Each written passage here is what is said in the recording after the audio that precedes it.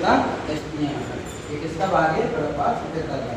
पहले पर क्या पढ़ेंगे? हड़प्पा सभ्यता का परिचय। परिचय में क्या पढ़ेंगे?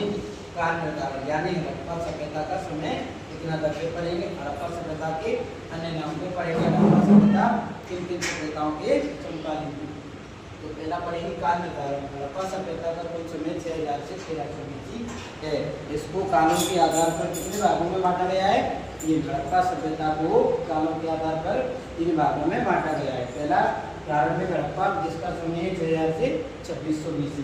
दूसरा है परिपक्व हड़प्पा, इसका समय 6000 से 2600 से 1900 BC। इसमें सर्वाधिक विकास हुआ है। तीसरा है परिवर्ती हड़प्पा, इसका समय 1900 से 1300 BC। इसमें क्या हुआ था? हड़प्पा सभ्यता का पतन। अब पढ़ेंगे हड़प्पा सभ्यता को अन्य किन के नाम से जाना जाता है। पहले पढ़ेंगे हड़प्पा सभ्यता। हड़प्पा सभ्यता को कहते हैं इसको क्योंकि हड़प्पा पहला खोजा गया क्या था?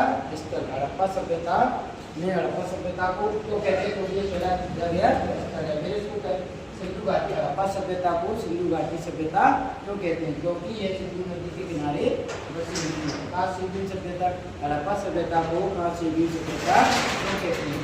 क्योंकि सर्वप्रथम कांस्य का क्या हुआ था? प्रयोग। आद्य ऐतिहासिक सभ्यता, हड़प्पा सभ्यता को आद्य ऐतिहासिक सभ्यता को कहते हैं क्योंकि यहाँ पे इनके साक्ष्य तो मिले हैं लेकिन उनको पढ़ा नहीं गया। अब पढ़ेंगे हड़प्पा सभ्यता किन किन सभ्यताओं के समकालीन थी। पहली है मेसोपोटामिया की सभ्यता। यह कौन सी नदी के किनारे बसी हुई थी?